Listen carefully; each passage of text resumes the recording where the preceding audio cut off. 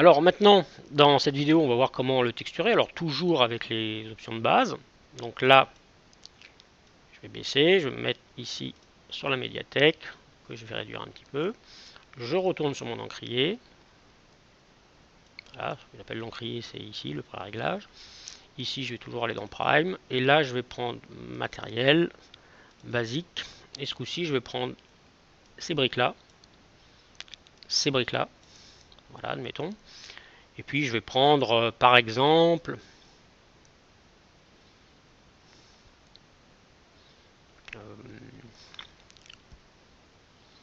voilà, qu'est-ce que je pourrais prendre? Je vais prendre par exemple ça, petit métal, peu importe. Voilà. Alors, ici maintenant, ce que je voudrais, c'est avoir des colonnes d'une certaine couleur. Donc là, déjà, je vais baisser un peu mon sol. Ici,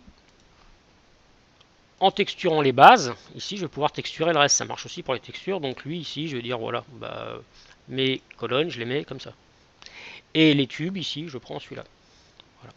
Et on va retrouver le même problème qu'on avait tout à l'heure, c'est-à-dire ici on voit c'est complètement à côté en fait. Si je fais un rendu, c'est un peu moyen, c'est censé être des objets comme ça en fait, c'est-à-dire des briques qui ressemblent à des briques.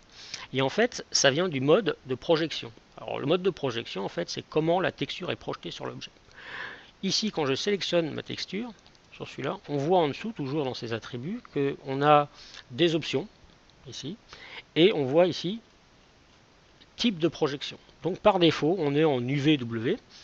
C'est utilisé pour l'animation ou autre, hein, mais ici, je vais pouvoir changer en fait son mode de projection. Moi, ce qui m'intéresse ici, c'est de me mettre, par exemple, il y en aurait d'autres dans ce cas-là, mais en cubique. Voilà. Et en cubique, on voit déjà, ça prend plus une allure de brique par rapport à mon objet. Maintenant, si je descends un peu plus en dessous, ici, on voit, on a longueur et hauteur. Bah ça, ici, je peux faire 50%. Voilà, donc elles sont 2 fois plus petites. Et je peux y aller comme ça, en cliquant glissant de manière empirique. Voilà, admettons. Je laisse comme ça. Et pareil pour la hauteur. Voilà, admettons. Je peux l'agrandir, la réduire, ainsi de suite. Bon, je vais la mettre comme ça.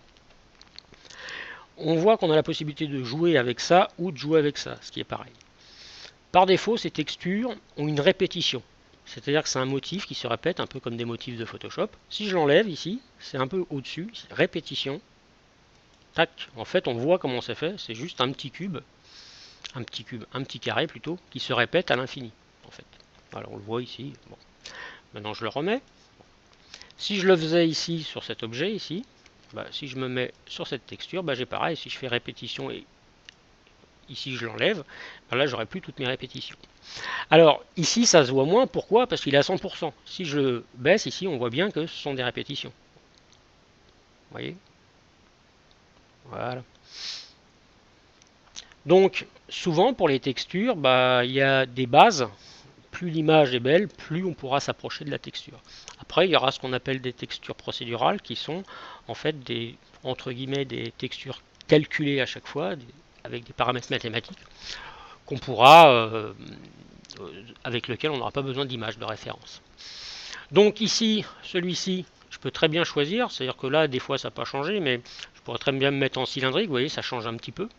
Mais là, je peux très bien me mettre pour l'instant en cubique aussi. Voilà, ça va dépendre un peu de mon objet. Et ce sera ici au début. Après, on aura évidemment la projection du premier coup, en plein air ou ce qu'on veut. Mais déjà, au début, sur certains objets, vous pouvez essayer de changer ici ces modes de projection. Et la taille qui est en dessous.